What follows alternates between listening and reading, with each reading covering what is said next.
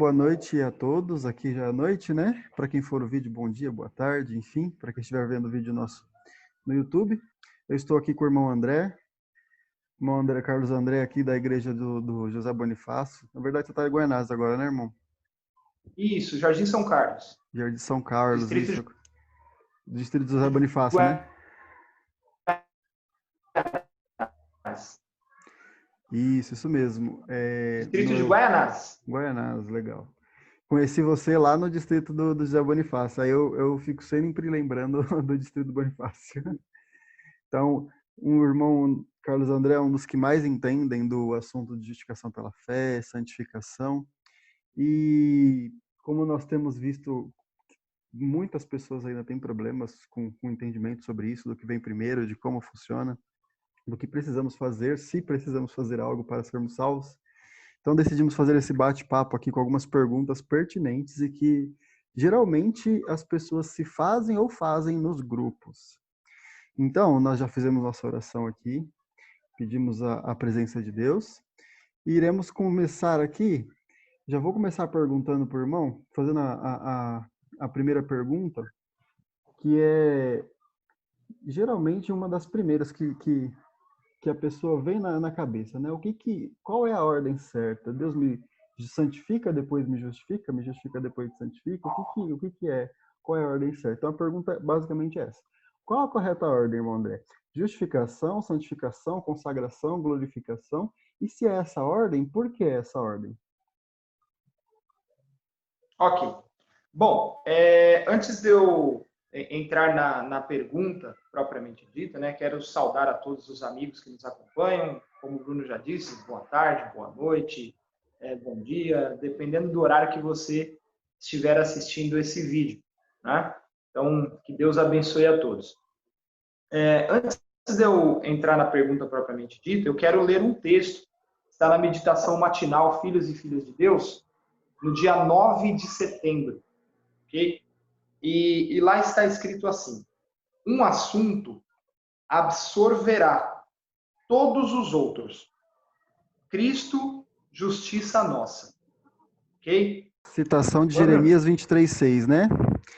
O Senhor, justiça nossa. E, exatamente. O Senhor, justiça nossa.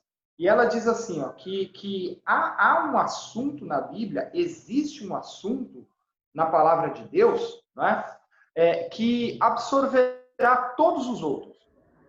E este assunto é Cristo, justiça nossa. Cristo como nossa justiça. Cristo como nosso substituto. Cristo como aquele que vai diante de nós e por nós no tribunal celestial. Ok? Então, esse assunto é o assunto mais importante da Bíblia. Existem muitas verdades contidas na palavra de Deus. Está escrito no livro Primeiros Escritos, página 63. Porém, a verdade mais importante, a verdade que o rebanho necessita agora, é a verdade presente, que é Cristo, justiça nossa, ou Cristo, nossa justiça. Tudo bem? Então, é disso, basicamente, que a gente vai tratar aqui. Né? Falando da pergunta, propriamente dita, a pergunta número 1, né, qual é a ordem? Eu gostaria de usar alguns textos da Bíblia para explicar essa ordem, ok?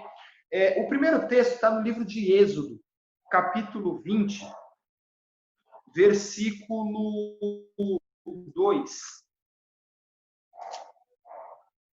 Êxodo, capítulo 20, versículo 2. A Bíblia diz assim: eu sou o Senhor, o teu Deus, que te tirei da terra do Egito, da casa da servidão. Verso 3, então, vai dizer assim: não terás outros deuses diante de mim. E a partir do verso 3, verso 4, 5, 6 em diante, nós vamos ter ali um relato dos 10 mandamentos, ok? Mas o que é importante para nós aqui? Perceba que Deus, antes de dar a ordem, antes de exigir obediência, Deus primeiro salvou. E ele diz isso no verso 2. Ele diz assim, ó, eu sou o Senhor que te tirei da terra do Egito. O que Deus está dizendo? Eu sou o Senhor que te salvou, eu sou o Deus que te salvou. E agora que eu te salvei, uma vez que você está salvo, não terás outros deuses diante de mim, não farás para ti imagem de escultura. Então percebam, e assim sucessivamente. Então percebam que Deus só exige obediência, e obediência é santificação. Deus só exige a santificação do povo depois que ele salva. Deus poderia muito bem, imaginem que Deus pode tudo, obviamente, Deus poderia muito bem ter entrado lá no Egito, na terra da servidão, através dos seus profetas, através de Moisés, no caso, enquanto o povo ainda era escravo, e dizer assim, olha, não terás outros deuses diante de mim, não farás para ti imagem de escultura, e só depois que vocês tiverem obedecido essas ordens, eu vou salvá-los. Deus poderia ter dito isso. Ia meio que testar, né? Ó, se vocês conseguirem obedecer isso, eu te salvo. Ia ser mais ou menos um teste, né? Exatamente. Deus poderia ter dito, olha, depois que vocês estiverem obedecendo, fazendo a minha vontade, que vocês fizerem por merecer, eu vou salvá-los. Deus poderia ter dito isso, ok? Mas não. Deus primeiro salva e depois exige obediência. Vamos ver um outro texto que está no livro de João, capítulo 8. Evangelho de João, capítulo 8, versículos 10 e 11. A história ali é muito conhecida, né? A história da mulher adúltera, ok? Alguns homens trouxeram uma mulher adúltera até Cristo e disseram e indagaram Cristo, né? O que nós devemos fazer com ela, né? Devemos apedrejá-la ou devemos absolvê-la, né? O que você acha que devemos fazer? Eles indagam Cristo a esse respeito, ok? E ao invés de tomar uma posição, porque qualquer atitude que Cristo tomasse, ele poderia contrariar a lei de Moisés, a lei de Roma, e assim ser condenado por uma das duas leis. Mas, ao invés disso, Cristo adota outra postura. A Bíblia diz que ele escreve no chão os pecados daqueles homens, ok?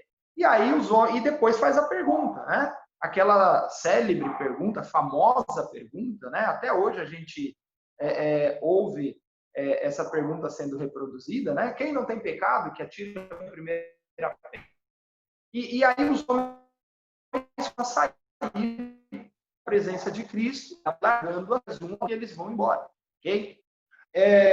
Imagine que Cristo escreveu no chão os pecados daqueles homens. Uma vez que eles leram os seus pecados escritos no chão, eles entenderam que eles não podiam atirar a pedra, porque havia a possibilidade de Cristo declarar qual era o seu pecado, né?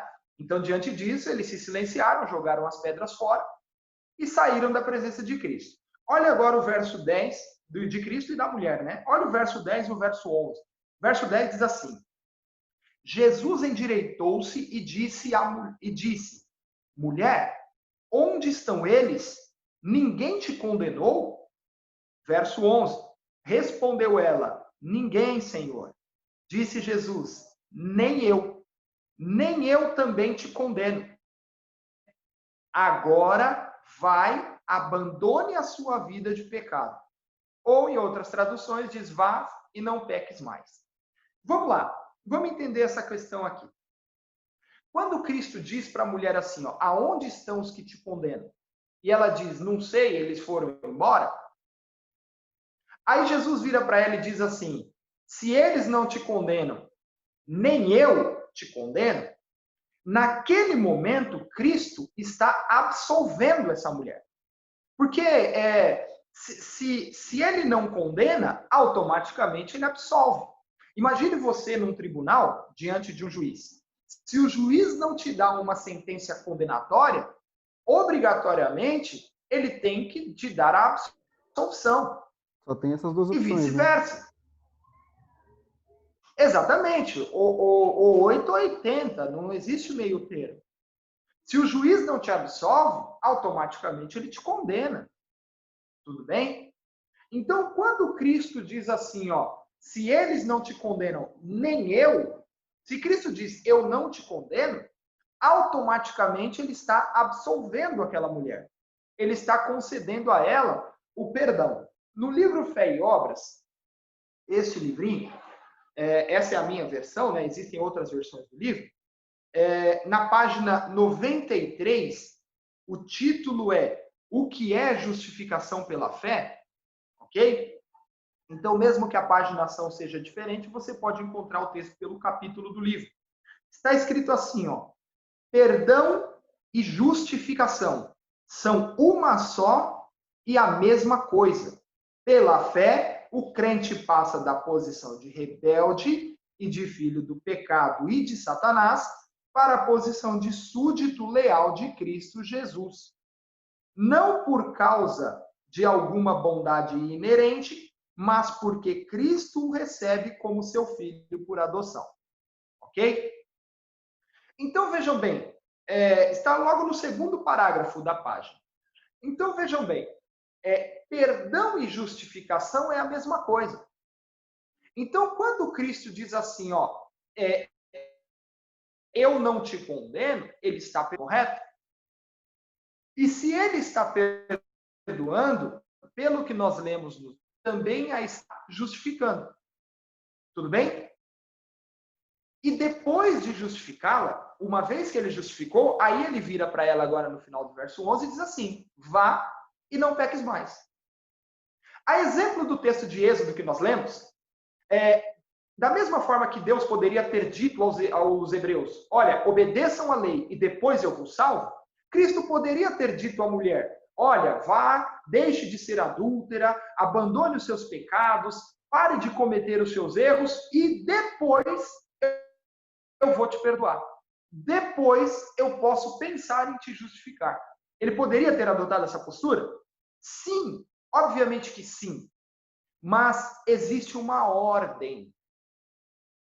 Entenda bem, os cavalos, ou melhor, a carroça, ela nunca vai puxar os cavalos. Nunca. Existe uma ordem. O cavalo, ele sempre vai puxar a carroça. E essa ordem, nesta ordem, não há exceção. Esta regra não permite exceção. Se você colocar a carroça para puxar o cavalo, você vai ter problema. Você nunca vai alcançar o seu objetivo. Eles nunca vão andar. Entende? Até porque o próprio da Espírito mesma que nos forma, capacita, é a né? regra Exatamente. Então, assim, da mesma forma, é esta regra de justificação e santificação. Sempre Deus primeiro justifica para depois exigir a santificação. Você estava Ok? falando na Então, ordem? nós vimos aqui dois exemplos. Oi? E você estava falando na ordem e dá para imaginar assim, nós não temos capacidade de fazer obras boas nenhuma. Conforme Isaías, todas as nossas obras são trapos de imundícia. Mesmo as nossas melhores obras. Então, as nossas obras, para serem no mínimo aceitáveis, elas são feitas pelo Espírito de Deus. Porque senão nós faríamos obras como os gentios fazem, né? Digamos, gentios que não têm fé em Deus. Que faz as obras para mostrar para os outros que estão fazendo essas obras, certo? Então, se é necessário que o Espírito de Deus esteja em nós para que façamos essas obras, não tem como a obra vir antes da justificação, porque se a gente não está justificado, a gente não recebe o Espírito. Também é uma maneira de se pensar, certo? Veja bem, a obra, ela é um reflexo da salvação que você recebeu. Ok? Então, todo aquele que é verdadeiramente salvo, ele vai naturalmente produzir boas obras. Ok? Todo aquele que realmente recebeu a salvação que Cristo oferece de graça, ele vai ter desejo de produzir boas obras. Se a gente pegar, por exemplo, o Salmo 1, eu gosto muito do Salmo 1 e acredito que ele vai nos ajudar muito agora, né? O Salmo 1, ele vai dizer assim, ó: bem-aventurado o homem que não anda segundo o conselho dos ímpios, nem se detém no caminho dos pecadores, nem se assenta na roda dos zombadores ou dos escarnecedores. Antes tem a sua satisfação, o seu prazer está na lei do Senhor. Na sua lei, ele medita dia e de noite. E olha o que acontece com esse homem. Será como árvore plantada junto às correntes de água, que dá o fruto na estação própria, cujas folhas não caem. Tudo o que fizer prosperará. Os ímpios não são assim, mas são como a palha que o vento espalha. Pelo que os ímpios não subsistirão no juízo, nem os pecadores na congregação dos justos. Pois o Senhor conhece o caminho dos justos, mas o caminho dos ímpios perecerá. Então, entendam, bem-aventurado o homem que se distancia do erro, que se distancia do mal. Ok? Aquele que foi salvo, e nós estamos falando aqui de um salmo importante de Davi, né? Aquele que foi salvo, aquele que realmente recebeu a salvação, ele se distancia do mal.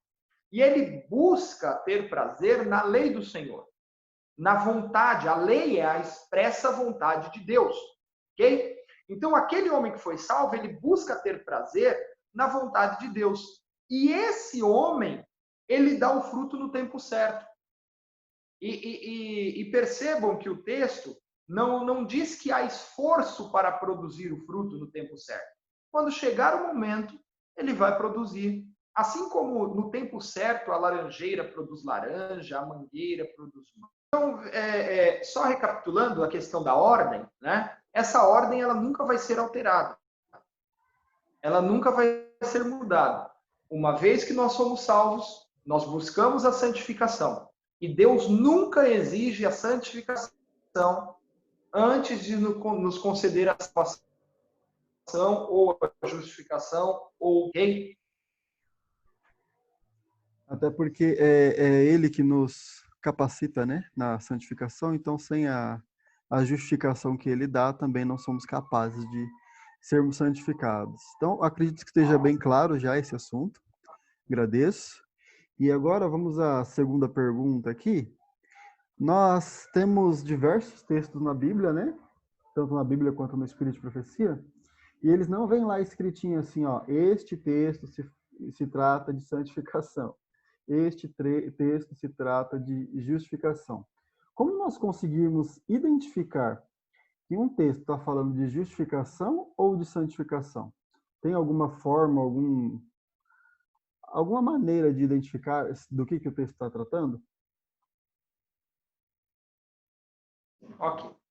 Bom, é assim, ó, basicamente, todas as vezes que um texto ele se refere a crescimento do homem, a produção de boas obras, a crescimento na fé, todas as vezes que o texto se refere a esse tipo de coisa, ele está falando de santificação.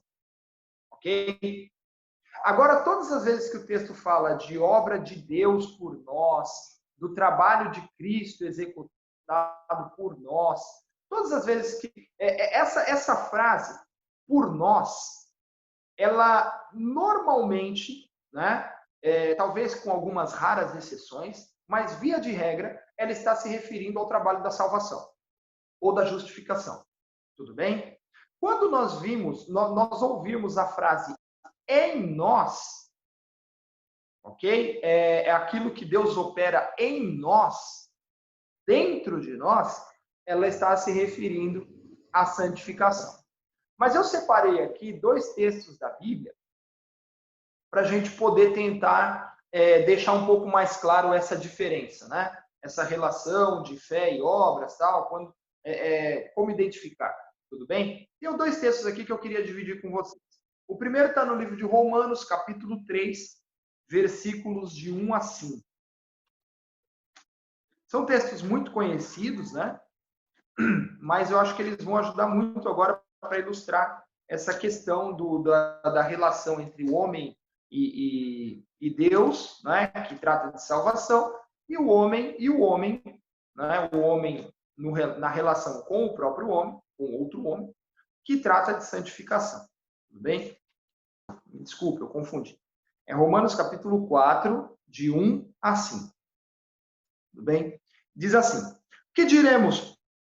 pois, ter alcançado Abraão, o pai segundo a carne, se de fato Abraão foi justificado pelas obras, tendo que se gloriar. Mas perceba agora o detalhe que Paulo traz, a informação que ele traz. Mas não diante de Deus. Então entenda, quando nós produzimos boas obras, você pode até se gloriar, mas não diante de Deus. Ok? Então as suas obras diante de Deus, elas não produzem glória para você. Só para Elas não jogar te na dão rede direito a se social, né? gloriar. Exatamente. Né? Aí o verso 3 diz assim: o que diz a Escritura? Abraão creu em Deus, ele acreditou em Deus, e isto lhe foi imputado por justiça. O que fez Abraão ser justificado não foram as obras especificamente, mas sim a sua crença. Quando ele acreditou em Deus, isso lhe foi imputado por justiça. Se nós nos lembrarmos, no capítulo de Atos, capítulo de Paulo e Silas, nas masmorras de Filipos, né? Quando eles estavam presos, as cadeias se abriram, o centurião acreditava que eles tinham fugido, então esse centurião ia se matar, mas antes dele se matar, Paulo gritou de dentro da cela: não faças isso, estamos todos aqui. O testemunho de Paulo converte aquele homem, né? Mostra para aquele homem que Paulo tinha o Deus verdadeiro. E aquele homem agora, ele faz a pergunta, uma pergunta importante: o que devo fazer para ser salvo? E aí Paulo vai responder, né, no versículo 31, e ele diz assim, ó: crê no Senhor Jesus Cristo e será salvo tu e a tua casa. Perceba que Paulo não diz para ele assim, ó, largue o exército, faça boas coisas, produza as boas obras. É bem parecido com o que nós comentamos na primeira pergunta, né? Paulo não diz, e depois você será salvo. Não, ele diz assim, ó, crê no Senhor Jesus. Acredite no Senhor Jesus. E isso trará salvação para tu e para a tua casa. Ok? Será salvo tu e a tua casa. Então, voltando lá no livro de Romanos, capítulo 4, o texto diz assim: Abraão creu em Deus, ele acreditou em Deus, e isso lhe foi imputado por justiça. Verso 4 diz assim: a quem ora faz qualquer obra, a quem faz qualquer obra, o seu salário não é considerado um favor, mas uma dívida. Então vamos entender esse negócio aqui. Eu sou funcionário. Eu trabalho na prefeitura. E todos, eu cumpro meu ofício. E no final do mês, a prefeitura paga o meu salário. Tudo bem? A prefeitura não está me dando nada. Eles não são bonzinhos comigo. Olha, eu sou tão boazinha que eu vou dar um dinheirinho para o André. Não é isso que está acontecendo. Nós temos uma relação de empregador e empregado. Eu estou vendendo o meu trabalho, vendendo a minha mão de obra. E eles estão comprando essa mão de obra. Então, quando chega no final do mês, eu não recebo o meu salário porque eles estão me fazendo um favor, mas sim porque eles têm uma dívida comigo. Entende? E é tão certo isso, é tão verdade que isso é uma dívida, que se porventura eles disserem assim, olha, eu não vou te pagar, eu posso de repente entrar na justiça e receber esses valores por força de lei. Porque a justiça entende que eles têm uma dívida comigo. Tudo bem? Por isso o texto diz assim, que aquele que trabalha, ele não recebe o salário por um favor, mas pela dívida. Então entenda, o que o texto está dizendo? Se a salvação fosse pelas obras, Deus não nos salvaria por favor. Ele nos salvaria por uma dívida. Entende? O Criador, isso está escrito no Fé e Obras, página 17, o Criador estaria em dívida com a criatura. No livro de Romanos ainda, capítulo 11, versículo 6, tem um texto que diz assim: porém, de maneira, a graça já não é graça. Então, entenda, ou a salvação se dá pela graça, ou a salvação se dá pelas obras. Se é pela graça, não é pelas obras. De outra maneira, se for pela graça, a graça já não é graça. Porque é até redundante, mas a palavra graça significa de graça, sem custo, né? Totalmente for Então, free, né? ou é sem custo, ou tem algum custo. Não dá para ser os dois. Ela não Exatamente. pode ter custo e ser sem custo ao mesmo tempo. Então, quando nós dizemos que somos salvos totalmente pela graça, apenas pela graça, não quer dizer que estamos sendo antinomistas, né? Que não acreditamos que é necessário que haja uma santificação. Não, a gente está entendendo que a salvação vem só pela graça e a santificação vem depois, é uma outra história. É isso, certo? Isso. A gente já começa a responder a pergunta número 6, né? É, também. Exatamente. Então, como estávamos falando, né? Pegamos um pedacinho da pergunta número 6. Acredito que a Uhum. pergunta número 2, que foi como saber se os Escritos estão falando de justificação ou santificação. Então, quando ele está falando, basicamente, quando ele está falando em nós, dentro de nós, por vós, basicamente, ele está falando sobre santificação, certo?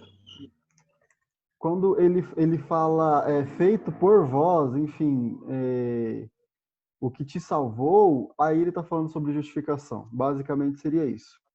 Ainda nessa pergunta, Aí, eu quero até... Pode comentar, fica à vontade. não, tranquilo. É porque assim, ó, o verso 4 de Romanos, ele vai dizer assim, né? Ora, quem faz qualquer obra, seu salário não é considerado um favor, mas uma dívida. Aí o verso 5 vai dizer assim: no entanto, aquele que não trabalha, ou aquele que não tem obras, mas crê em Deus, que justifica o ímpio, a sua fé lhe é creditada como justiça. E aqui tem uma informação importante para a gente. Conquanto a santificação verdadeira ela esteja atrelada à santificação, a santificação ela depende da justificação, a santificação verdadeira.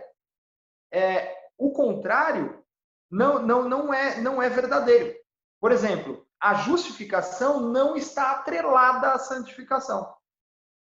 A justificação ela é independente. O que eu estou querendo dizer? Uma pessoa pode ser salva sem ter obras. Entende? O exemplo famoso do ladrão na Ela cruz, pode né? ser salva sem ter obras. Ela pode ser justificada sem ter obras. Mas uma pessoa não pode ser santificada sem ser justificada. Entende isso? Vou tentar ser mais claro. Deus pode salvar uma pessoa que não tem obra nenhuma. Correto? Mas uma pessoa que apresenta a obra verdadeira, ela necessariamente tem que ter sido salva antes. Dá para pegar isso na parábola da videira e dos ramos, né? Que Jesus diz, eu sou a videira, vós sois os ramos. Todo ramo que dá fruto, eu limpo. Ou seja, dá para a gente falar, eu sou quem vos santifica e vocês são santificados, são os ramos. Então, se vocês compartilharem a palavra, se vocês derem fruto, eu os limpo, ou eu os santifico. Então, dá para usar essa parábola aí para dar um entendimento melhor, até do que você falou também, né? Uma visão, um vislumbre de que próprio Jesus corrobora com o que você disse agora, certo? Sim, maravilha.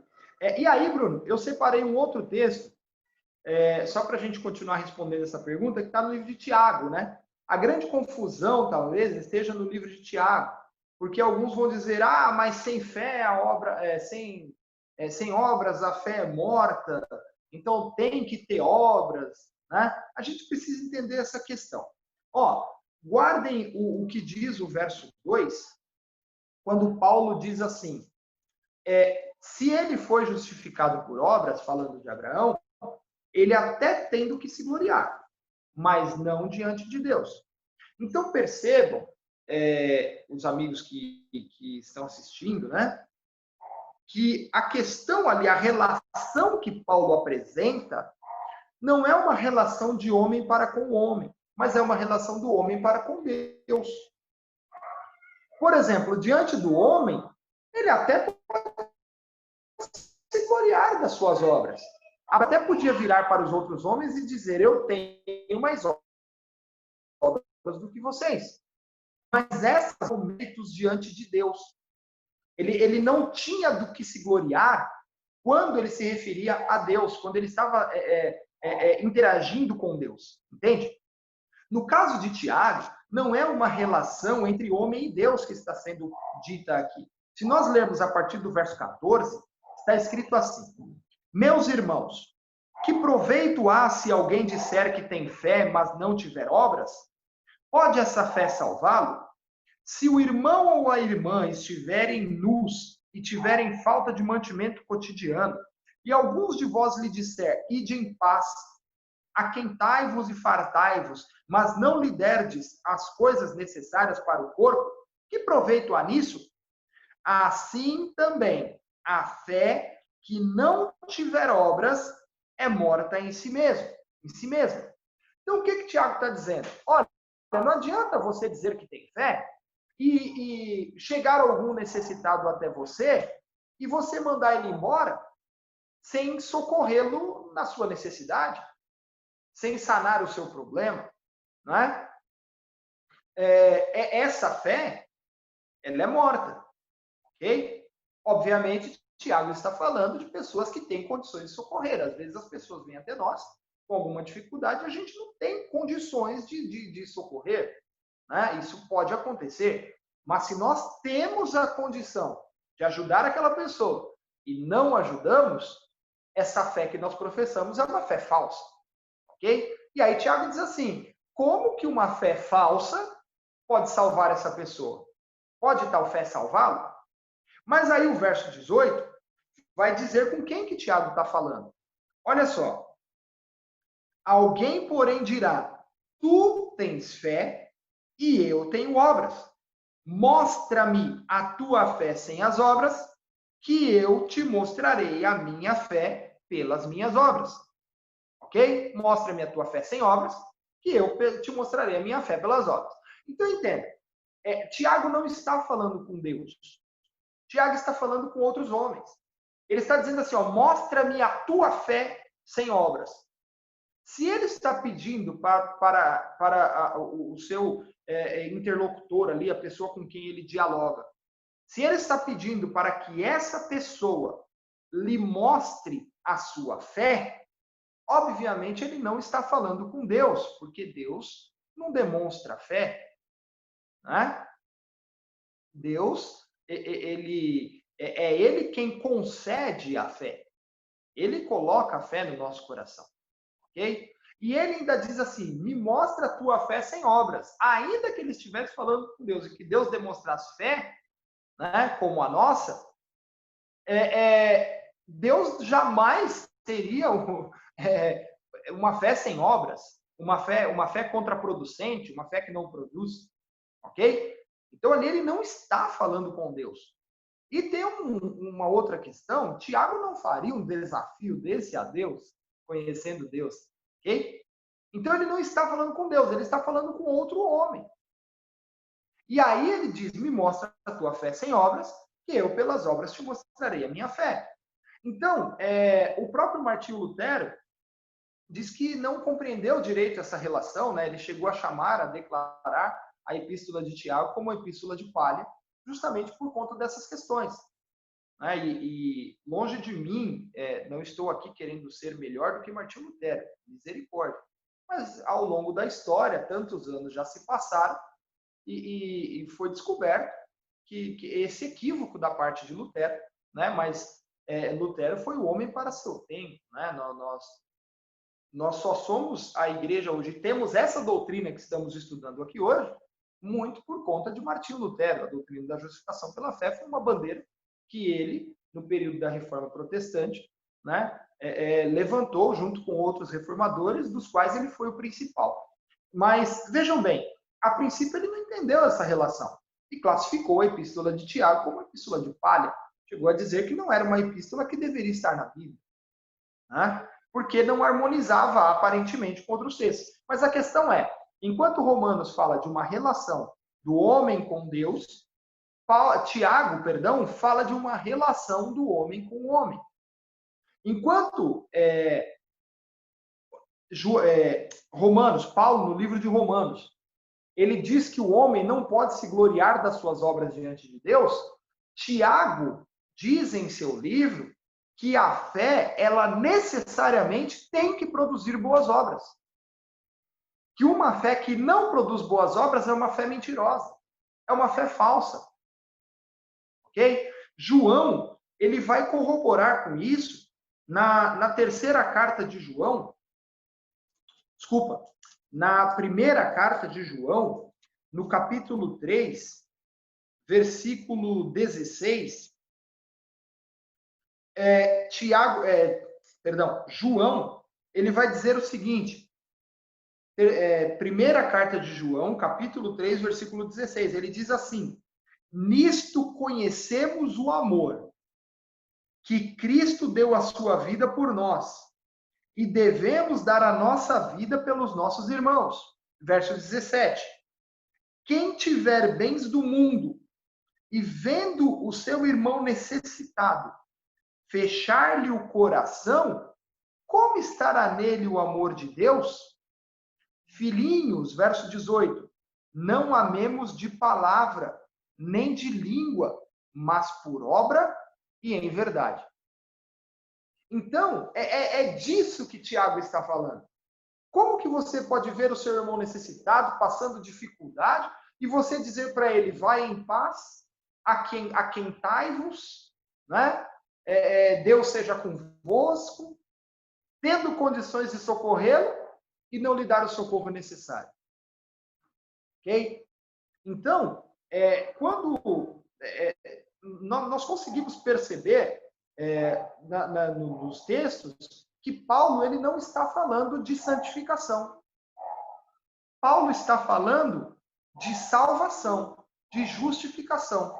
Porque ele diz assim, creu Abraão em Deus e isso lhe foi imputado por justiça. A crença dele o salvou. Já Tiago, não. Tiago não está falando de salvação. Tiago está falando de santificação, do cuidado com o próximo, da obediência à lei, de socorrer o necessitado, das obras que a fé produz. Ok? Isso aí. Então, basicamente, Tiago estava colocando em prática, né, e destrinchando a parte que Jesus fala, pelos seus frutos vos conhecereis. Certo? Então, ele meio que destrinchou isso e demonstrou quem é o verdadeiro cristão, até da videira, quem é a videira que está dando os frutos. Perfeito, irmão. Ficou bem claro agora, ainda mais essa comparação de Romanos com Tiago. E vamos para a próxima pergunta, então, que é a pergunta número 3. Há uma dicotomia entre fé e obras? Nós até vimos aqui um pouquinho, acredito, né? Nessa pergunta número 2.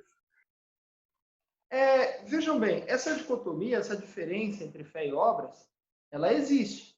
Né? A fé é uma coisa, as obras são outra. Né? Nós já falamos bastante aqui até dessa questão. Né?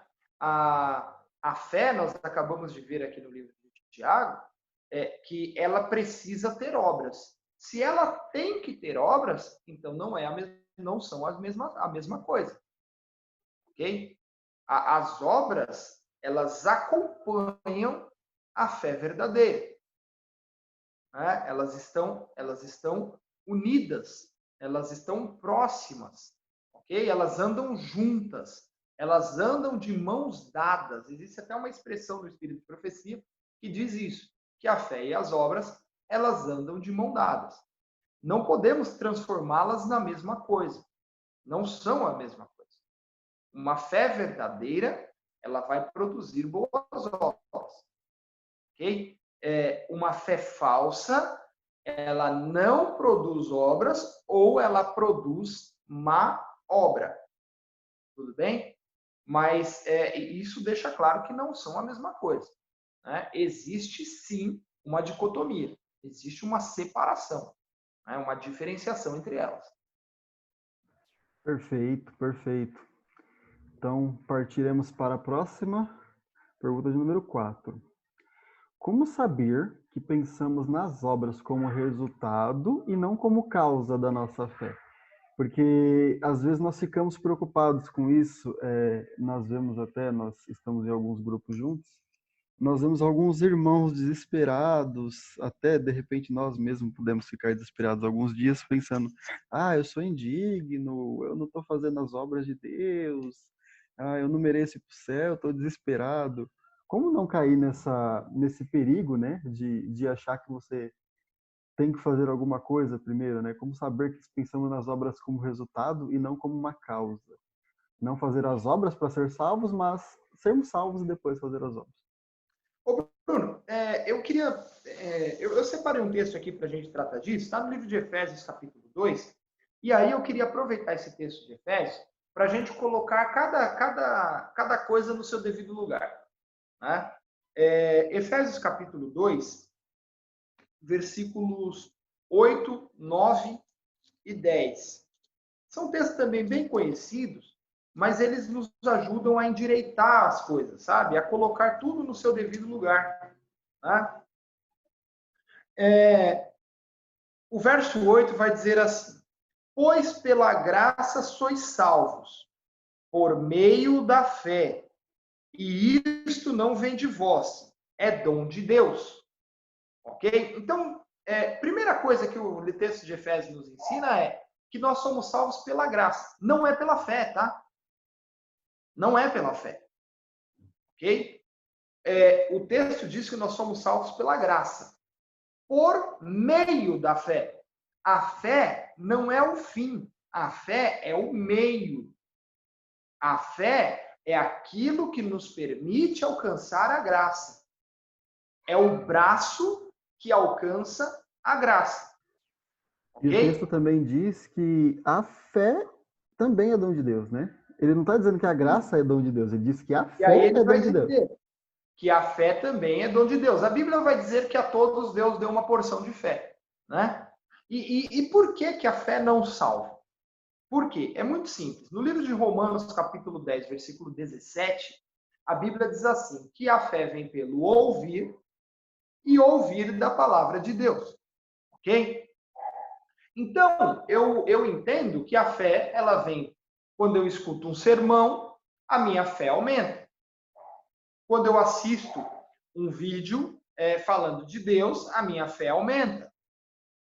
Quando eu exerço uma obra, né, um trabalho na causa de Deus, a minha fé aumenta. Quando eu estudo a Bíblia, a minha fé aumenta. Quando eu leio livros do Espírito de Profecia, literatura cristã, a minha fé aumenta.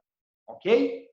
Então, esse esforço que eu exerço para aumentar a minha fé é uma obra, um trabalho que eu estou realizando.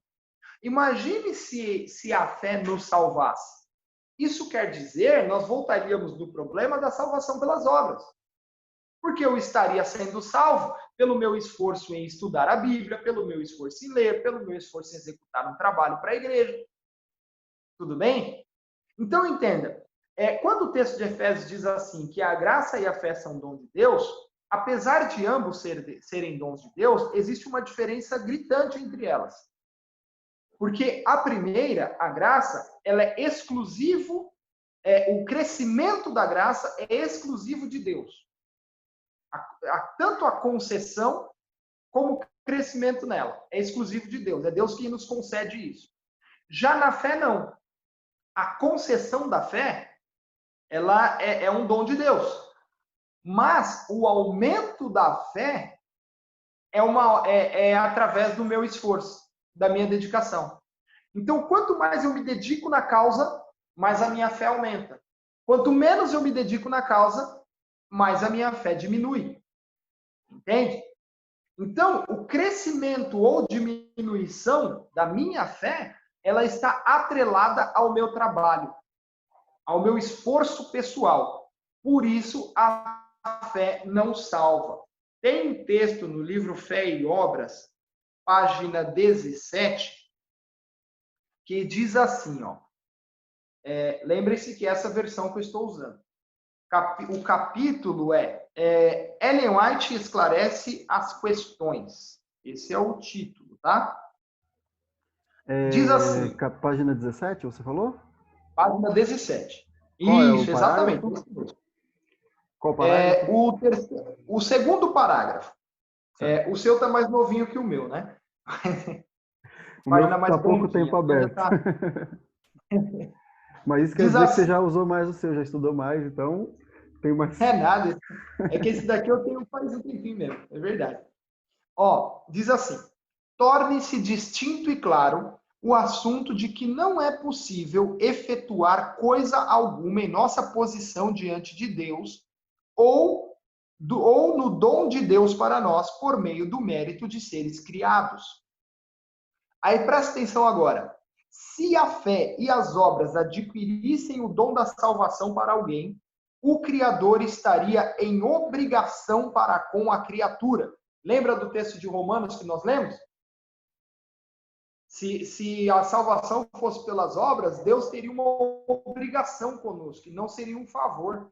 Seria um salário a ser pago, né? Deus nos deveria a salvação, assim como os patrões nos devem o salário. Ok? Aí ela diz assim: eis aqui uma oportunidade para a falsidade ser aceita como verdade. Se alguém pode merecer a salvação por alguma coisa que faça, encontra-se então na mesma posição que os católicos para fazer penitência por seus pecados. A gente sabe que essa é uma prática, né, ensinada pela Igreja Católica, não é nenhuma inferência e nenhuma acusação que nós fazemos aqui, é apenas uma constatação, né, de que há necessidade de uma penitência para perdão dos pecados, para salvação, enfim, né? E aí ela diz que se nós acreditássemos, né, se a salvação fosse concedida por alguma coisa que nós fazemos, nós nos encontraríamos então na mesma posição que os católicos para fazer penitência por seus pecados. A salvação nesse caso consiste em uma parte consiste em parte numa dívida que pode ser ganha como salário. Se o homem não pode, por qualquer de suas obras, merecer a salvação, então ela tem que ser inteiramente pela graça, recebida pelo homem como pecador, porque ele aceita a Jesus e crê nele. Né? Ela é inteiramente um dom gratuito. A justificação pela fé está fora de controvérsia. E toda essa discussão estará terminada logo que seja estabelecida a questão de que os méritos do homem caído em suas boas obras jamais poderão obter a vida eterna para ele. Ok? Então, a fé e a obra, ambas não podem nos salvar, ainda que a fé seja dom de Deus. Mas qual que é a importância da fé? Alguns podem nos perguntar, mas irmão, se a fé não salva, qual que é a importância da fé? A fé, ela é o meio pelo qual você alcança a salvação. Quando você exerce fé em Deus, quando você acredita em Deus, confia em Deus, Deus entende que você é digno, né, não porque você é bonzinho, não é isso. Mas Deus entende que você é digno de receber a graça. Ok? Então, é como se a sua fé fosse um braço que alcançasse a graça. Mas é preciso lembrar que tanto a graça como a fé, elas partem de Deus, elas iniciam de Deus, uma é exclusiva de Deus, a outra é a união do homem com o divino. Tudo bem? Aí o texto continua dizendo assim, verso 9: não das obras, para que ninguém se glorie. Então entenda, pela graça sois salvos, por meio da fé, e não é pelas obras para que ninguém se glorie. Lembra de Abraão? Se ele tem do que se gloriar, ele pode até se gloriar, mas não diante de Deus. Paulo em Efésios está repetindo isso. A salvação, ela vem pela graça, por meio da fé, ou por intermédio da fé, e não pelas obras, para que ninguém se glorie. Imagine se a salvação fosse pelas obras. Haveria uma disputa tremenda, terrível. Porque alguns iam dizer, eu mereço mais do que você, eu trabalhei mais do que você. Uma vez que a salvação é pela graça, Deus nivela todo mundo, ninguém é melhor do que ninguém. Não importa se você ganhou 1000 almas e o outro ganhou só uma. Ainda assim, você só vai estar no céu porque eu sou bom, diz o Senhor. E não porque você merece. Tudo bem? E aí o verso 10 vai dizer assim, pois somos feituras suas, criados em Cristo Jesus para as boas obras, as quais Deus preparou para que andássemos nelas. Então entenda, nós somos criados para as boas obras. Nós devemos ter boas obras.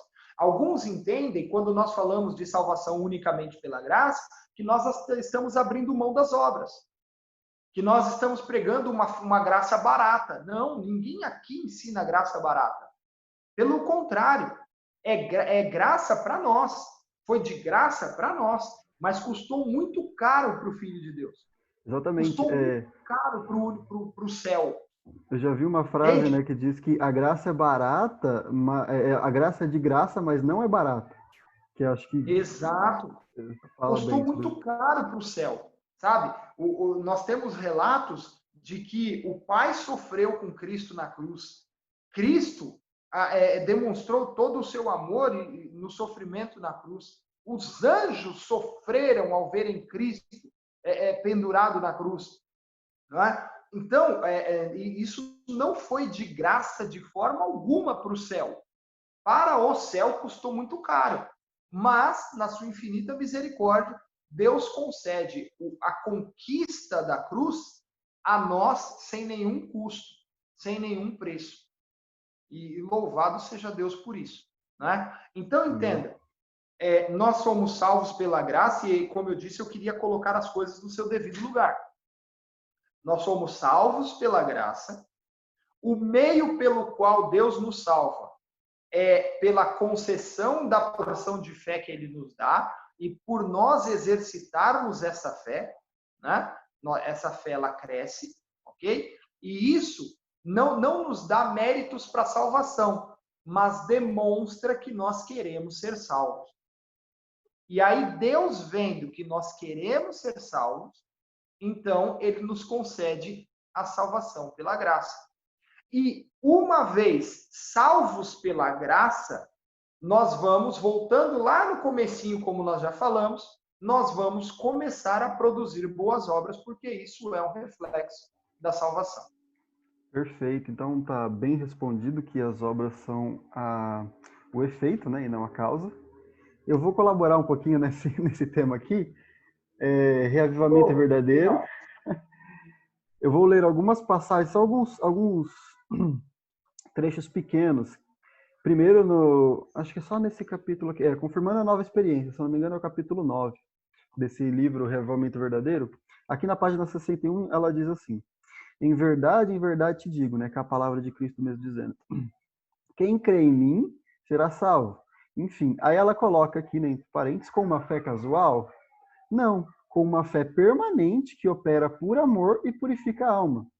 O que corrobora até com Salmos 19:7, né, que fala A lei do Senhor é perfeita e restaura a alma. Ou seja, pela lei do Senhor, nós conseguimos ter refrigério. Nós fazendo as obras da lei, nós vamos restaurando nossa alma, nós vamos nos santificando. Isso estava na página 61, agora eu vou ler na página 62 alguns trechos aqui, que é no mesmo capítulo, confirmando a nova experiência. Aqui é num trechinho que ela fala, foi a bênção acariciada. Ela diz, a fim de aumentar nossa dotação espiritual, é necessário andar na luz, que foi o que você mencionou. Quanto mais você trabalha para a obra, mais firme você está nela. Você mesmo mencionou aqui, certo?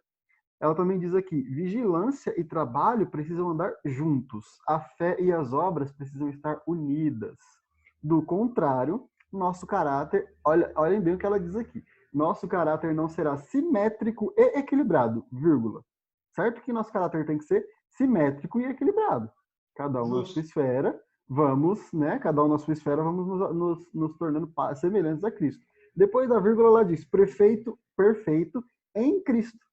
Ou seja, a perfeição em Cristo.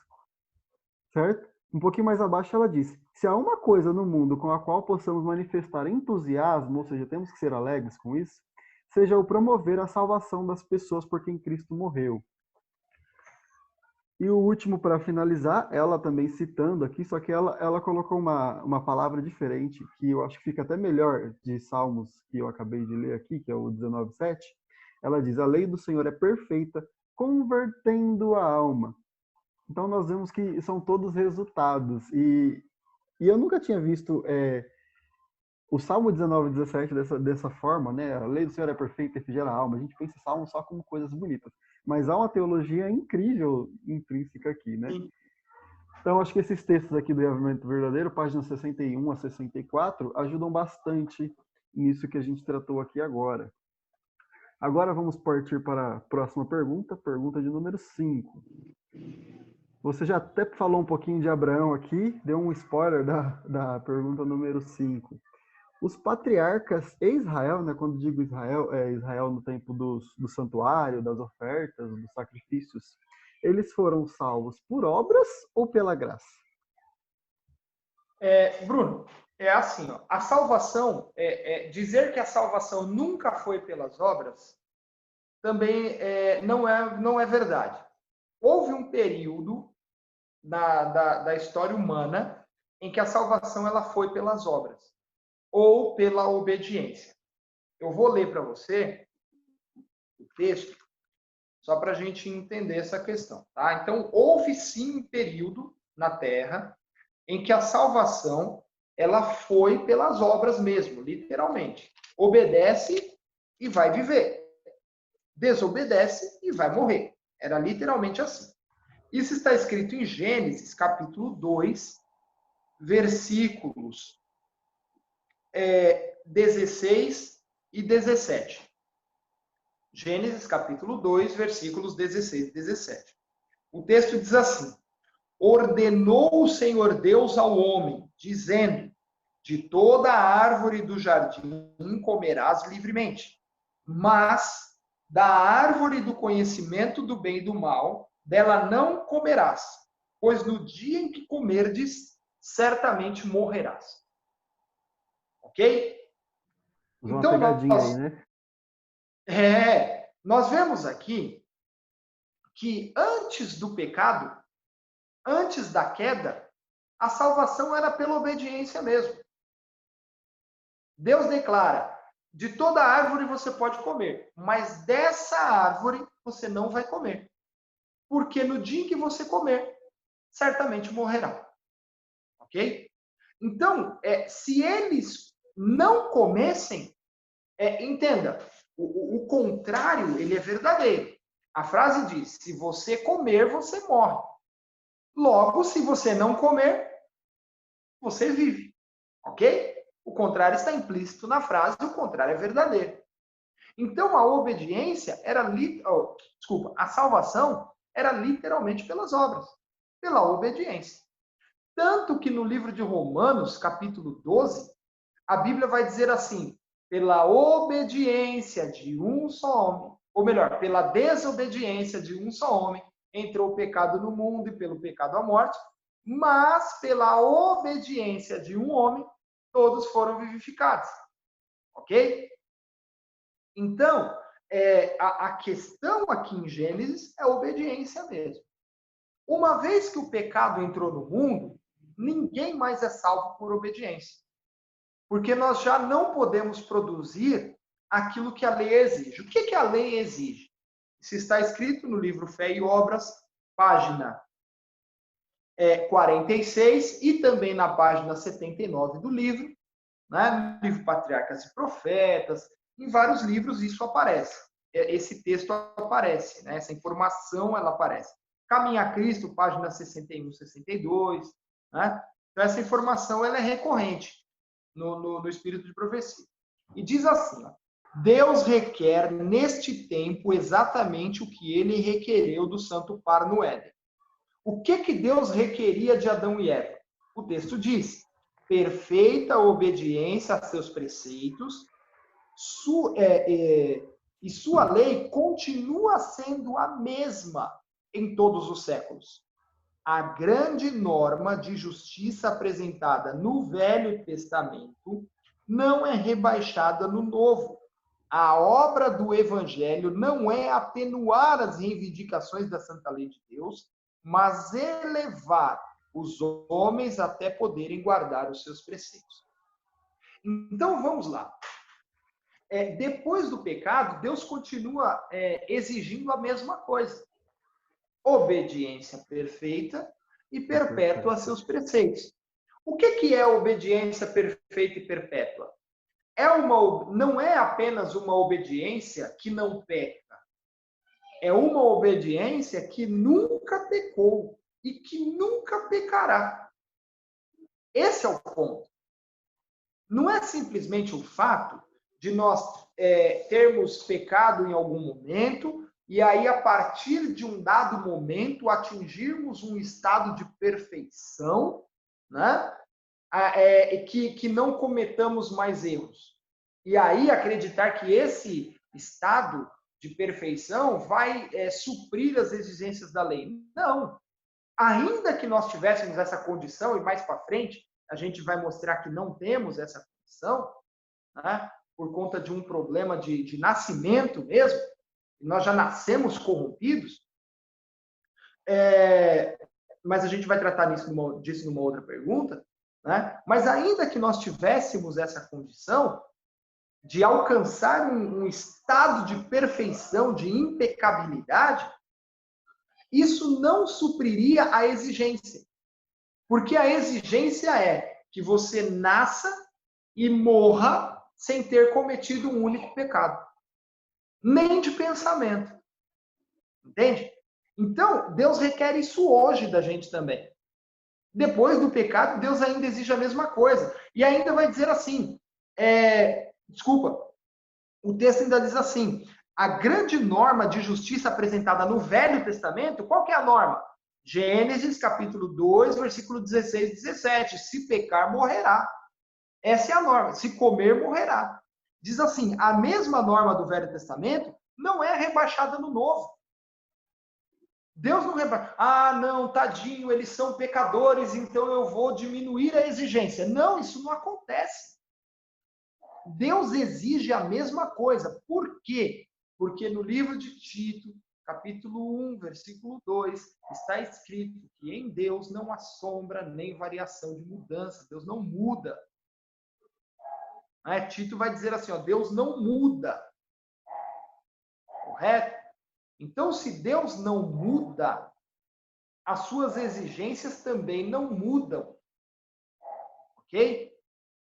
E aí, o texto continua dizendo, a obra do Evangelho não é atenuar as reivindicações da lei. Não é isso. A obra do Evangelho é exaltar o pecador, até que ele possa oferecer aquilo que a lei exige. Ok? E aí nós temos um problema. Porque quem nunca? Essa é a questão. Né? Quem nunca cometeu um único erro, seja através de um ato ou através de um pensamento? Acabou com toda a humanidade. Oi? Acabou com toda a humanidade, ninguém vai ter chance. Exato, Acabou, já porque era. a gente tem um problema problema sério, porque a lei exige uma coisa que a gente não pode dar.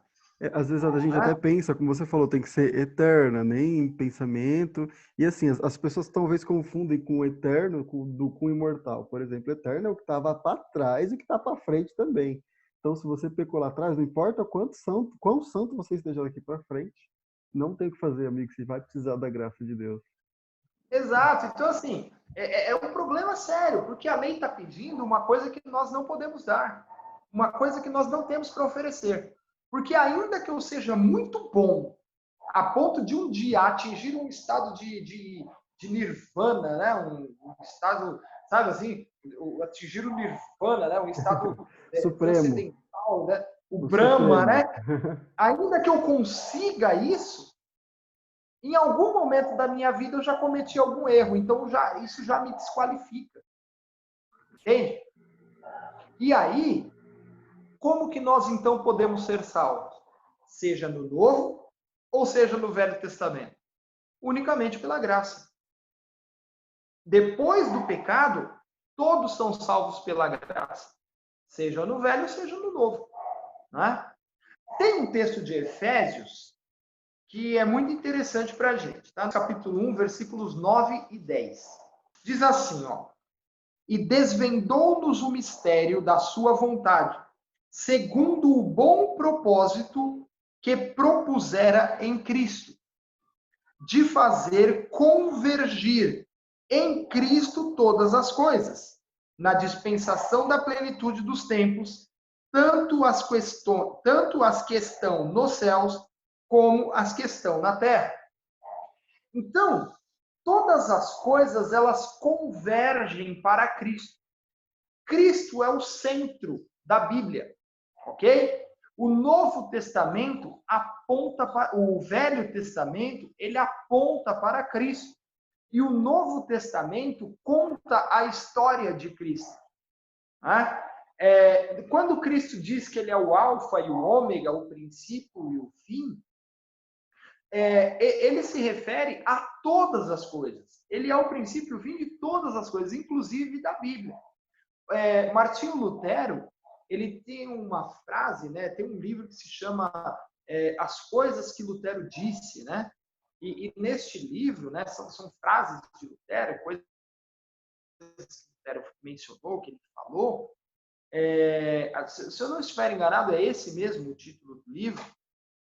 E lá está escrito assim, que eu encontro como que aspergido nas páginas da Bíblia o sangue do Senhor Jesus Cristo. Né? Então, nas páginas da Bíblia, Lutero, ele encontrava aspergido, segundo ele, o sangue de Cristo. O que ele está dizendo? Que a Bíblia dele estava suja de sangue? Não.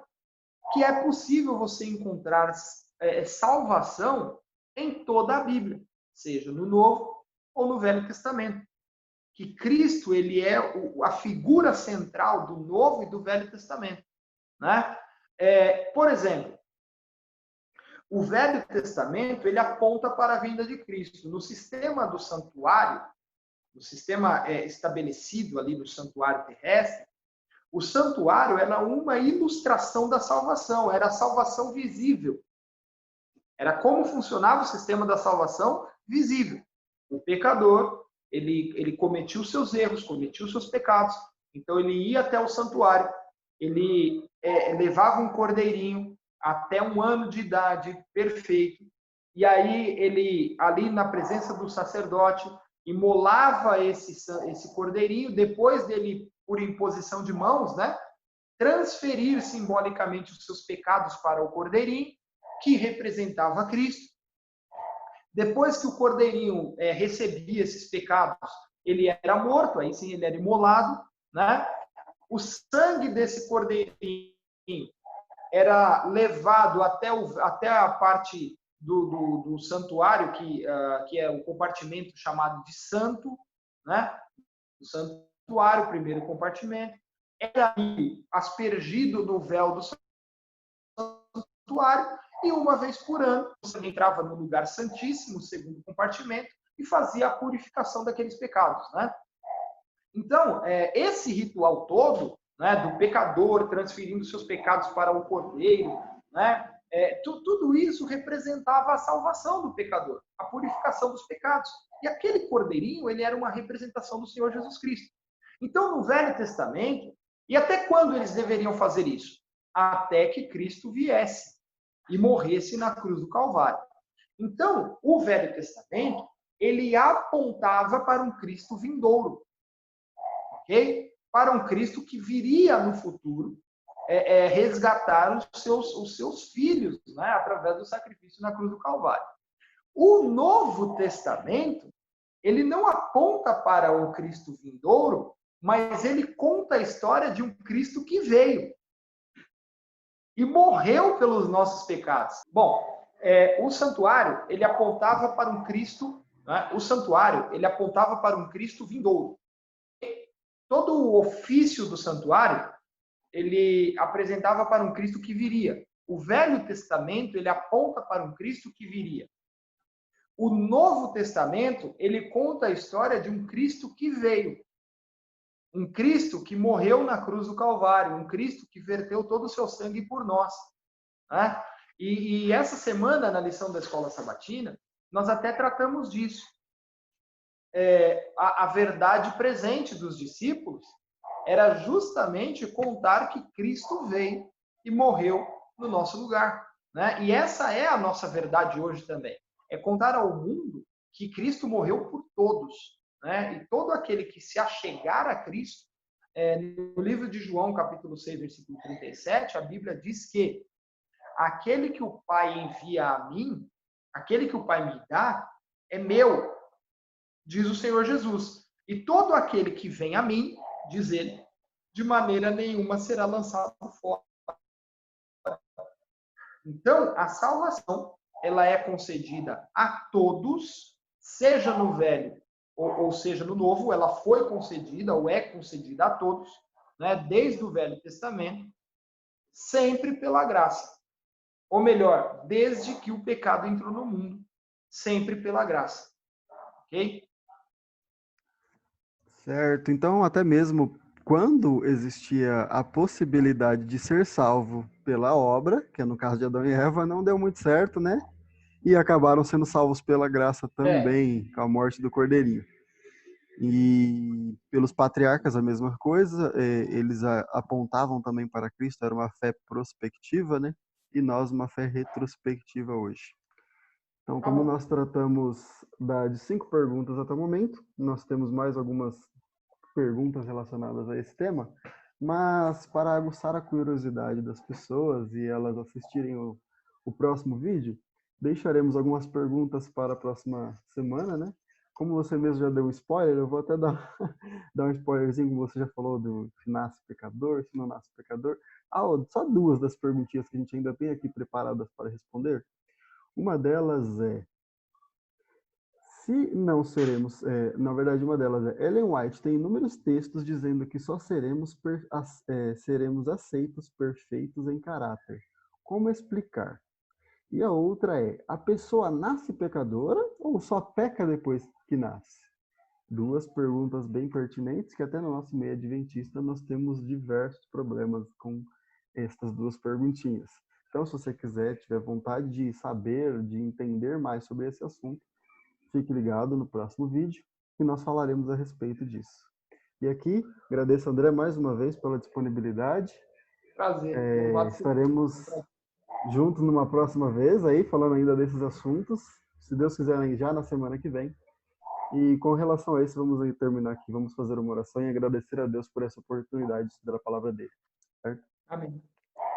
Querido amado Deus, agradecemos a Ti, Pai, por nos enviar o Seu Santo Espírito a partir do momento que desejamos estudar a Sua palavra, pois está escrito que nem esta vontade teríamos, caso não fosse Tu nos incitando, nos empurrando a estudar sobre Ti e aprender a mais. Agradecemos, Pai, por nos dar a iluminação, nos estar conosco sempre. Agradecemos pela vida do irmão André, por ser um homem de Deus, por ser um homem estudioso da Sua palavra, que demonstra as obras que nós falamos aqui e estudamos hoje na vida dele. Pedimos continue abençoando a vida dele, todos que estão assistindo também. E que no nosso próximo estudo consigamos, da mesma forma, esclarecer mais dúvidas e levar mais pessoas para perto de Ti. Te agradecemos em nome de Jesus. Amém. Amém. Deus Amém. abençoe a todos. Foi um prazer, Bruno. Obrigado, viu? Louvado Então, não seja Deus. esquece, Obrigado. estaremos na próxima aqui.